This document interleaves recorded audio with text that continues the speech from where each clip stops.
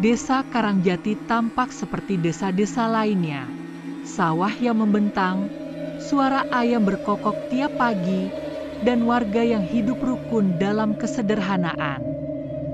Tapi di balik itu, tersembunyi sebuah rahasia kelam yang tak pernah diceritakan kepada pendatang.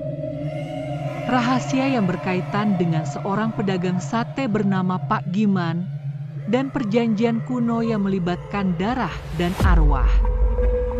Pak Giman adalah pria paruh baya yang tinggal di rumah panggung kecil peninggalan keluarganya. Ia pendiam, tak banyak bicara, dan selalu membuka lapas sate saat matahari terbenam di dekat jembatan kecil yang memisahkan desa dan hutan.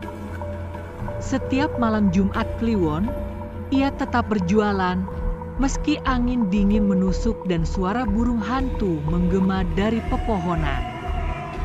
Sate bakarnya terkenal lezat, harum dagingnya bisa tercium dari jarak jauh. Tapi justru malam-malam seperti itu, warga memilih mengunci pintu dan mematikan lampu. Dulu, saat Karangjati dilanda kemarau panjang dan ternak mati satu persatu, ayah Pak Giman yang dikenal sebagai sesepuh spiritual desa melakukan pemanggilan. Di ujung hutan selatan, ia memohon bantuan makhluk tua bernama Nyai Alas Pringgondani. Makhluk itu menawarkan kesuburan dan keberuntungan dengan syarat satu jiwa harus dikorbankan setiap 7 tahun dan dagingnya harus dibakar dan dipersembahkan dalam bentuk hidangan. Maka, sate menjadi ritual. Tidak ada yang tahu daging siapa yang dibakar, tapi semua tahu, sate malam Jumat Kliwon bukan untuk disantap manusia. Pak Giman mewarisi tugas itu.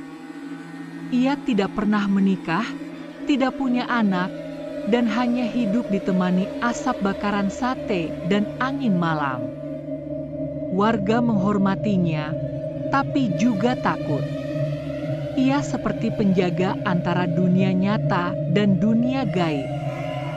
Suatu malam, seorang anak laki-laki bernama Rio menghilang. Ia terakhir terlihat membeli sate di lapak Pak Giman. Orang tuanya menangis, warga marah, tapi seperti biasa, tidak ada bukti. Seorang pemuda bernama Damar, mahasiswa antropologi yang sedang liburan di rumah neneknya di Karangjati, merasa ada yang janggal.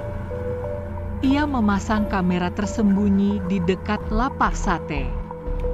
Malam Jumat berikutnya, ia menyaksikan sesuatu yang membuat darahnya membeku. Pak Giman membakar sate seperti biasa. Tapi dagingnya tidak seperti daging ayam atau kambing. Warnanya pucat, dan saat dibalik dengan penjepit, terdengar suara lirih seperti erangan kecil. Damar menyaksikan dengan ngeri saat Pak Giman membaca mantra sambil meneteskan darah ayam hitam ke atas tusukan-tusukan sate. Api menyala lebih tinggi dari biasanya, dan dari balik asap muncul bayangan wajah Rio menangis. Kamera merekam semua itu, tapi ketika Damar menunjukkan rekamannya kepada warga, layar hanya menampilkan kabut. Suara Pak Giman terdengar, tetapi visualnya kosong. Seperti tertutup kabut lain dunia. Kepala desa memanggil Embah Tarmi, seorang dukun perempuan yang sudah lama tinggal di pinggiran hutan. Embah Tarmi mengangguk saat mendengar cerita Damar. Ia berkata, perjanjian itu bukan dengan manusia. Tidak bisa diputus dengan paksa. Tapi bisa ditutup jika penjaganya mengorbankan dirinya sendiri dalam api persembahan. Warga akhirnya berkumpul. Mereka membawa obor dan menuju lapak Pak Giman. Tapi lapak itu kosong. Hanya tungku arang yang masih panas dan satu tusuk sate yang belum matang.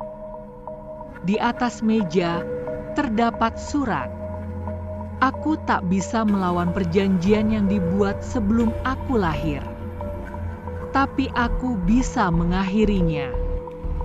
Jika malam ini dagingku terbakar dalam tungku itu, maka perjanjian berhenti. Tapi ingat, jangan pernah memulai perjanjian baru dengan makhluk yang kau tak mengerti.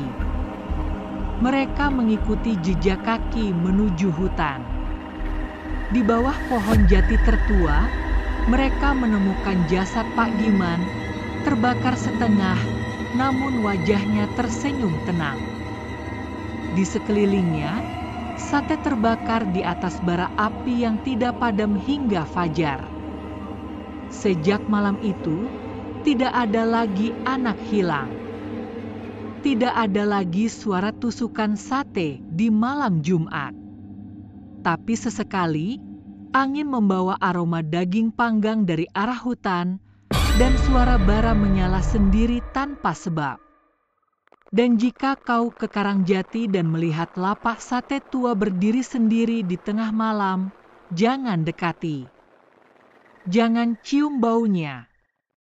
Dan jangan jawab jika ada yang berkata, "Sate ayamnya Mas, Mbak?" Karena mungkin itu bukan sate biasa. Itu adalah perjanjian yang menagih tumbal baru.